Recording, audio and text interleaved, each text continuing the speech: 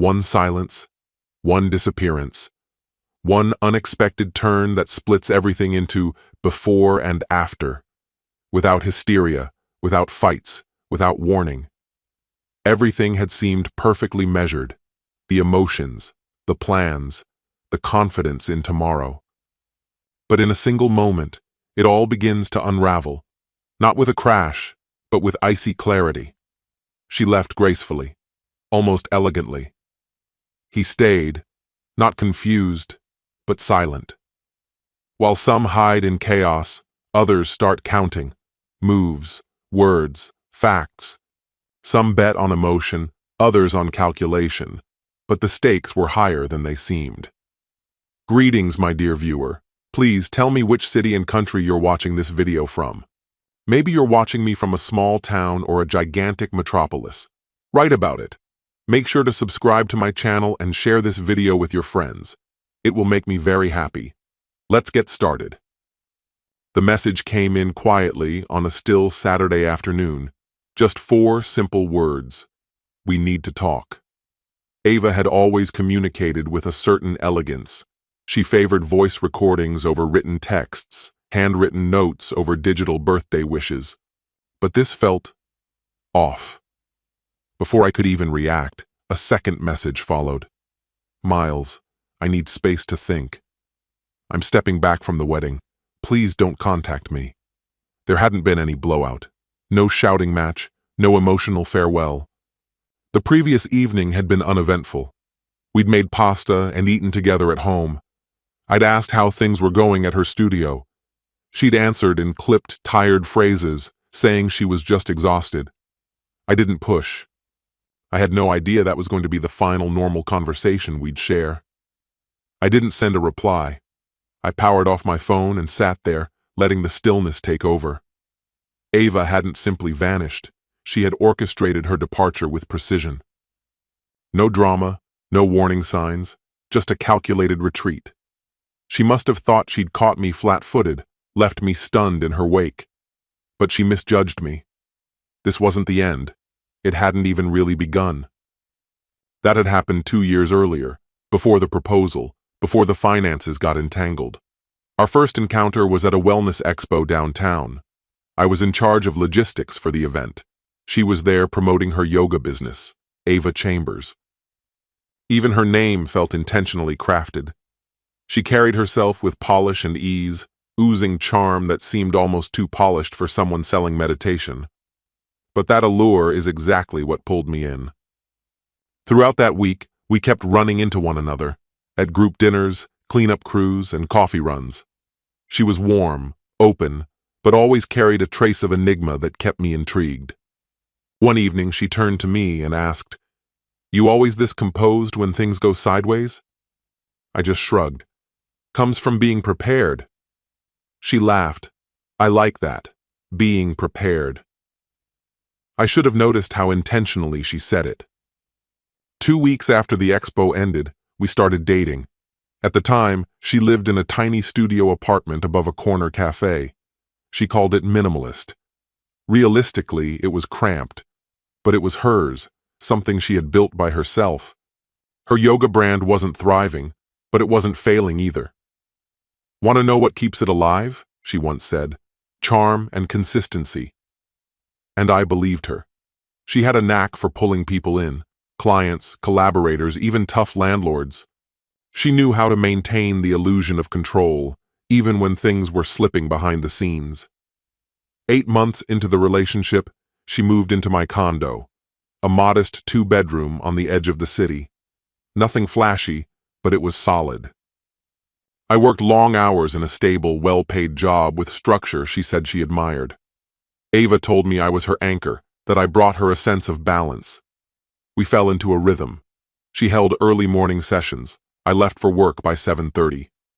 We usually ordered dinner in. Many nights, I'd find her asleep mid-email on the couch. She was always chasing the next thing. More clients, more visibility, bigger dreams. One evening, I came home and found her sketching on a crumpled receipt. It was a rough layout. Floor plans. "I want to open another studio," she said without looking up. "With a juice bar in the front. right in the middle of downtown. I raised an eyebrow. Already? She flashed a smile. Vision, Miles. You're always going on about planning ahead. I nodded. I respected her ambition. What I hadn't yet seen was how freely she leaned on others to make those dreams happen. 3 months after that, I proposed. No grand gesture. No public display or dramatic moment. Just takeout on the patio, a simple ring, and a quiet question. She said yes before I could finish. Took you long enough, she joked. Soon after, she shifted her studio to a shared commercial space closer to where we lived. On the surface, it looked like we were merging our paths, sharing expenses, supporting each other's work, building something lasting. We began planning the wedding. We kept the guest list tight, no more than 50 people, and aimed for a spring ceremony. Ava wanted it outdoors. I preferred simplicity. At the time, it all felt secure, like we were finally laying real groundwork. But just weeks after we mailed the first round of invitations, she brought up the new studio again. It was a Saturday morning. We were drinking coffee. She was barefoot, pacing across the kitchen tiles, one hand gripping her phone, the other clutching her planner. I found the space, she said. The corner property at Oak and Harbor was ideal, bathed in natural light and pre-approved for wellness-related commercial use. I took a sip of my coffee. You've been out looking? I asked. Browsing, she corrected, unwilling to admit full commitment. But this one really feels right. I leaned back slightly. What's the asking price? She handed over her phone, screen already pulled up to the listing.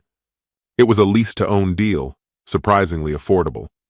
I flipped through the images while she laid out her vision. With that kind of foot traffic, she could easily expand her clientele, bring on 2 more instructors, maybe even run a juice bar in the lobby. According to her, the place would pay for itself before long. I returned the phone. I thought this was something you were holding off on until after the wedding. Ava came over and settled on the edge of my chair. That was the idea, she said. But this opportunity won't wait. And honestly, I can't do it without you. I glanced up. What do you mean? My credit still hasn't fully bounced back, she said breezily.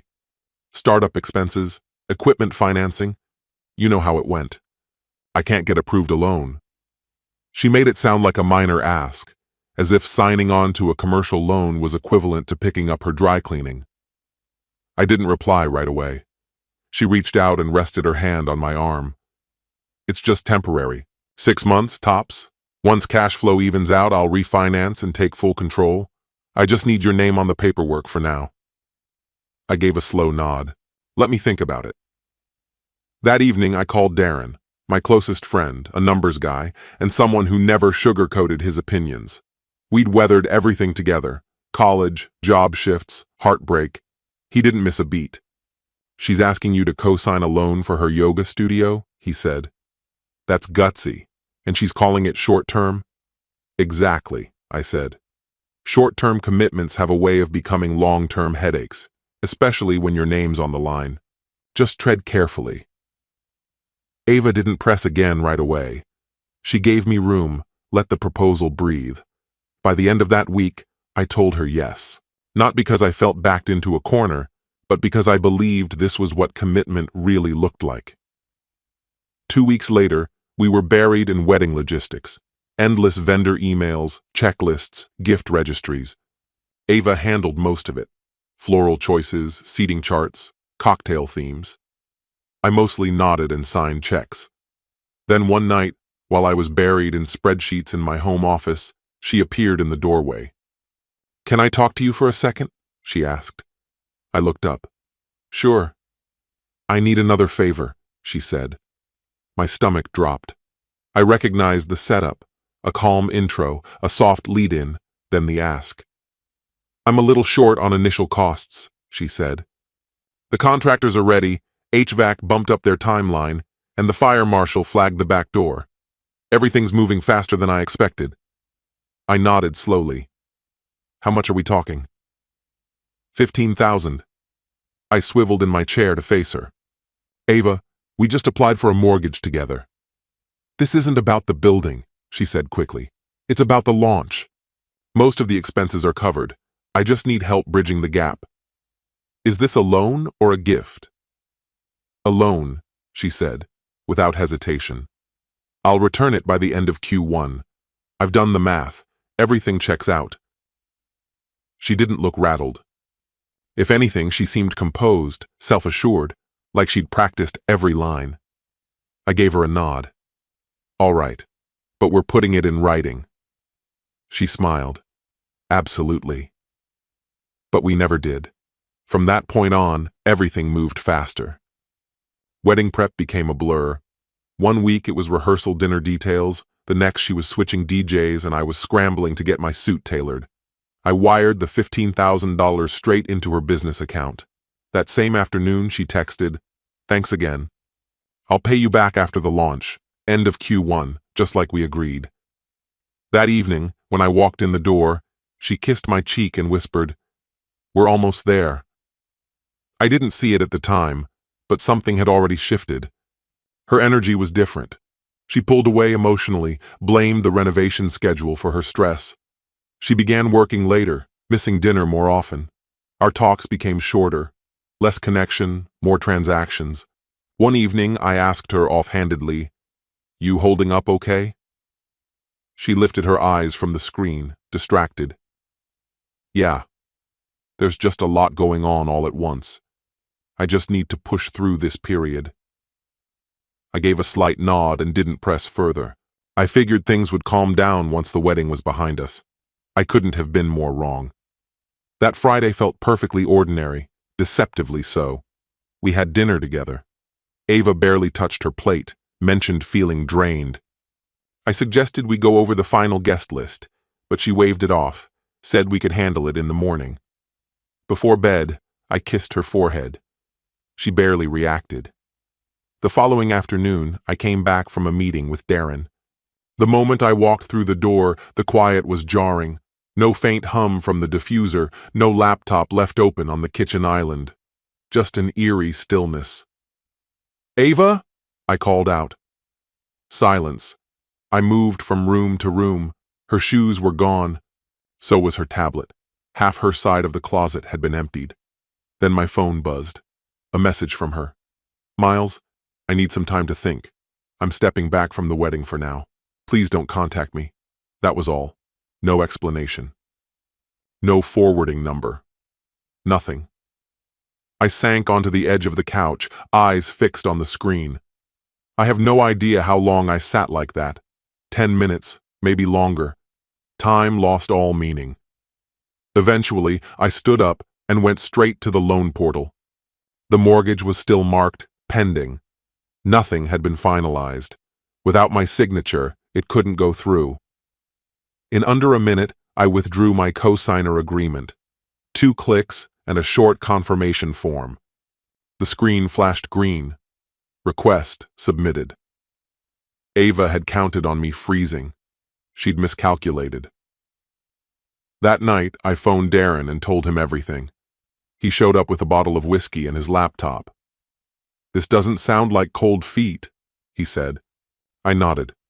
"It's bigger than that." We pulled up my financial records and started combing through transactions. That's when something unexpected surfaced. 2 months before the loan application, Ava had received $1,000 from someone listed as M. Brandt. She'd never once brought up outside funding. Suddenly, the pieces began to align. This wasn't just her walking away. It was a slow-burn setup, a planned departure engineered to leave her in the strongest position possible. At least that was her intention.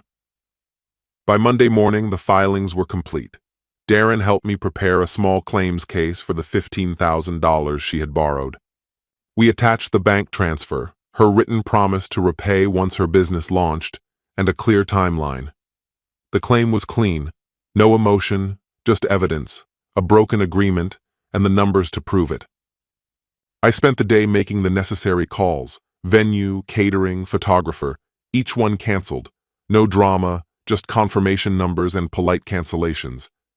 I didn't text Ava, didn't respond. She'd exited without a word.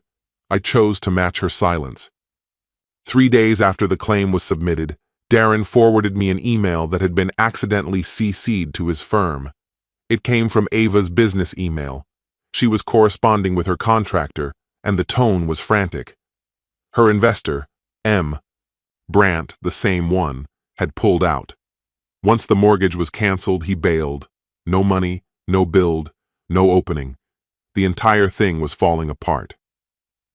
That evening, my phone lit up with a call from an unfamiliar number. I let it ring out. A few minutes later, a text appeared. "We need to talk about this lawsuit. I didn't think you'd actually go through with it." No name, but I knew who it was. I didn't answer. 2 hours later, another message followed. This one longer. "Miles, I didn't mean for things to spiral like this. I just needed some space.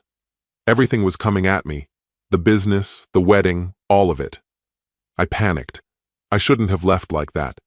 Still, I stayed silent." The next morning, her sister Nadia reached out. We'd only had a handful of conversations before, but she was calm and courteous. "Miles, I'm not here to pick sides," she said softly. "But Ava's not in a good place. She didn't see this coming." I didn't correct her. Ava saw it coming. What she didn't see was me pushing back. Nadia asked if I'd consider resolving things quietly, maybe arranging a repayment plan instead of pursuing the court route. I told her I already had a plan in place. It was called due process. The court date was set exactly 6 weeks ahead. I wasn't pursuing vengeance, nor was I chasing dramatics. What I wanted was simple, clarity, documented and sworn to under oath. Ava had approached the engagement like a startup launch: gather capital, scale quickly, and exit efficiently. She assumed she was the only one strategizing. She overlooked the fact that I could play the game too. 1 week before the hearing, Ava reached out and asked to meet face to face. I agreed. We chose a neutral location, a quiet cafe downtown. No scenes, no outbursts. I arrived before her and chose a seat that gave me a clear view of the door. When she entered, she was wearing a modest blazer, no makeup, hair tied back. The usual glow she wore like a mask was gone. She sat across from me, silent at first. "Thanks for coming," she said quietly. I gave a slight nod. She looked down at her fingers, then raised her eyes to meet mine. "I messed up," she admitted. "No excuses. I'm not here to spin it." I didn't say anything. I waited. "I didn't intend to vanish," she continued. "I thought taking a step back would give me perspective, but I didn't realize what I was walking away from: your stability, our foundation, everything we built together." "You didn't just step back," I said. "You executed a full retreat." She dropped her eyes. "I was scared," she said softly. I leaned in a little. "Scared of what, exactly?" "Of being trapped. Of turning into someone's side project again. I thought if I could just get the studio running, it would prove I could do it without anyone else." I studied her expression. She either genuinely believed that, or she needed to believe it. "You took my money. You took my trust. And then you disappeared right before the wedding," I said. "That wasn't hesitation. That was a move you calculated. You were making plans I wasn't part of." "I know," she said, her voice unsteady. "I thought I could beat the timing." I didn't flinch. "You couldn't." She exhaled slowly. "Can we work something out? Avoid going to court?" "No," I answered. The word sat there between us, final. She gave a slow, understanding nod. "You think this is about punishing me?" she said. "But it's not, is it?" "It's not," I replied. "I'm just holding you accountable for what you promised." Her jaw tensed. "I get it. You win." I rose from my seat. "This was never about winning." "Then what is it about?" I looked her in the eye. "It's about walking away with self-respect. You stripped that from me. Now I'm taking it back." And then I left. There was no thrill in it, but no sorrow either. What I felt was resolve. Ava stayed where she was, hands folded, eyes lowered. There were 4 days left until the hearing. I already knew the outcome. Every document had been logged, every step planned with precision. The courtroom proceedings were dry, orderly, almost monotonous. Ava arrived with her attorney, composed but visibly uneasy. Darren came with me, not for comfort, but to organize the documentation. The judge worked efficiently. A few pointed questions, a thorough review of the bank transfers, the business loan, and the message where she explicitly admitted fault. Ava's counsel tried to argue it was a casual exchange, not a binding loan. It didn't work. The judgment was firm. She owed the full $15,000 to be repaid monthly through court-monitored installments. Ava never looked in my direction. Once it concluded, I signed the paperwork and walked out into the light. No conversation. No lingering glances. 2 months passed. Darren later told me that Ava's plan for a second studio collapsed. She had already locked in a lease, paid the deposit, hired contractors, and applied for permits. Every move based on financing that never came through. When the loan fell apart, so did everything else. Vendor disputes erupted. She breached her lease. Deadlines started to crumble. Her main financial backer, M. Brandt, filed a separate lawsuit. Her business accounts were frozen as the case progressed. Eventually, her original studio shut its doors quietly. No announcements, no farewell post. It just disappeared. That fall, I received a single message from her. "I'm sorry for everything." I didn't reply. I didn't delete it either. I let it sit there, unread. I wasn't angry anymore. Just removed, steady in a way that doesn't come from running, but from moving forward. And sometimes when I glance back, one question crosses my mind. But I already know the answer. Did she ever truly envision a future with me? Or was I merely another stepping stone in her upward climb? I'll never have a definitive answer, and that no longer matters.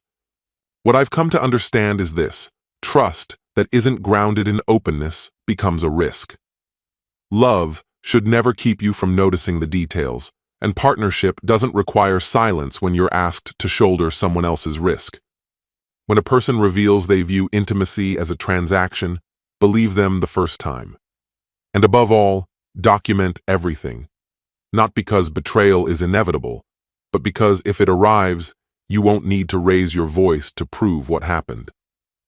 That's what I walked away with in the end. Not vengeance, not resentment, just a clear head, steady footing, and the quiet strength of walking away with intention. Our story has come to an end.